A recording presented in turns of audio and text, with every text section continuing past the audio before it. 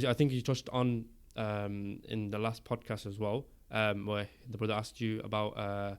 He said people think that you're flaunting. Yeah. So in the trading world, as you mentioned, there's a lot of things where people are posing with Lambos and stuff like that. Yeah. And the difference I see from my perspective in yourself is I've always felt this, like, there's nothing wrong. I don't think there's anything wrong with flaunting what you've got. If you've got a nice car, if you've got a nice, like, even I do it myself.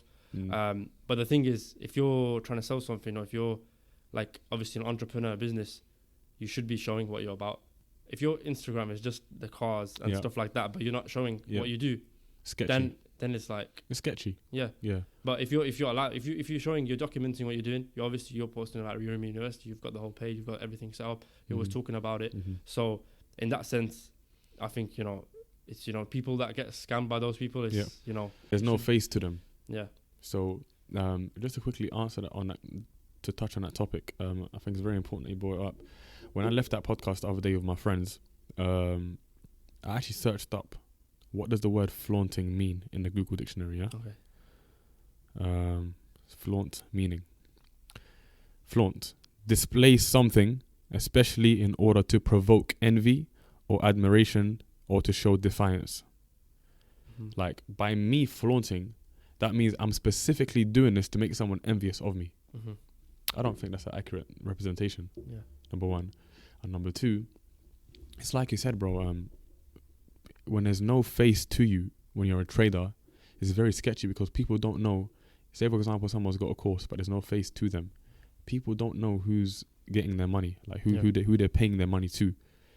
Number one, it's very sketchy. Number two, if I just had a voice, nobody would be interested. And number three, if I never had the results, nobody would be interested. So let's stop lying and let people stop acting as though, they're just strictly after information.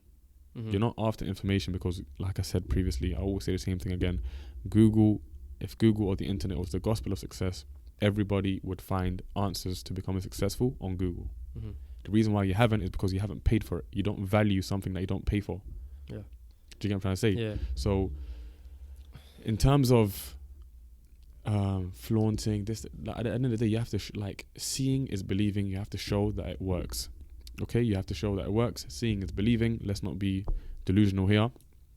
And for someone like that, I would literally say it comes from a place of comparison. They're looking at their life compared to yours, and they're thinking, yeah, this guy's got a car, this, that, and the other, just to sell his course or whatever. But it's like, bro, don't compare your chapter 1 to my chapter 10. Yeah, exactly. Because your chapter 1 is when you're laying the foundations, you're putting the cement on the bricks and you're laying them.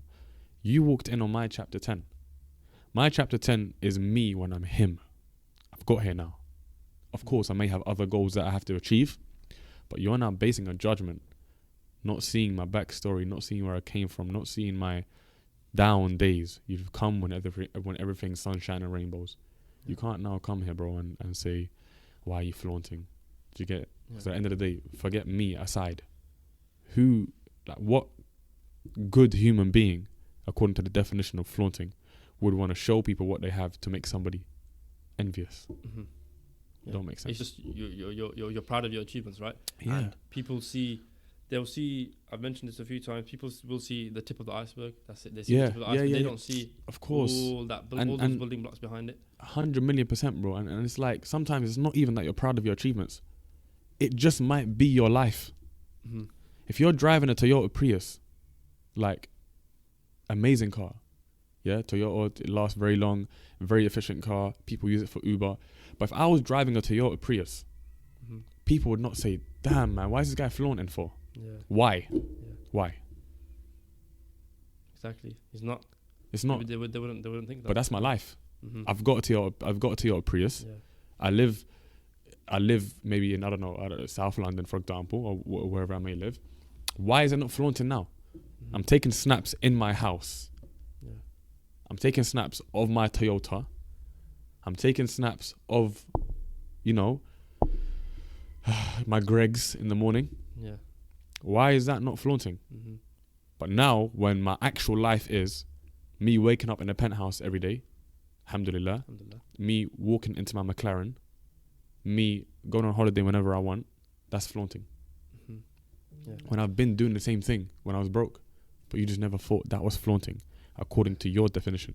Yeah, definitely. It's because at that level it's just normalized. Like, you know, people might think having a Toyota Prius is normal. Yeah. But then the thing is, like, so say for example you went now, or anyone went now to a third world country, and you had that Toyota Prius and they don't even have cars or something, then if you start posting that, let's say if hypothetically has social media, everyone has social media there, then you're posting a Toyota Prius, then they're going to think that's flaunting. Of course. Like in Pakistan, I know Toyotas are very big in Pakistan. Yeah. Right?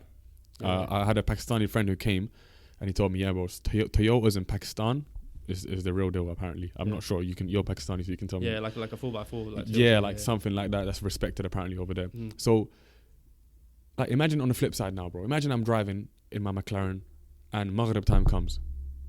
Am I not going to go to the masjid because I'm ashamed of parking my McLaren outside the mosque? What do I do? You have to park. You have to. Like, you're going to pray. Like, doesn't matter what you're coming in. It's just it's a vehicle. Do you get it? Yeah. But people might now come out and say, "Oh, why are you bringing the McLaren to the mosque?" Yeah. Do I not bring the car and miss my salah in Jama'ah, which has such a great reward, or do I now just think about what people are going to think? I say to myself, "Yeah, man, let me just pray at home because I don't want to park the car here."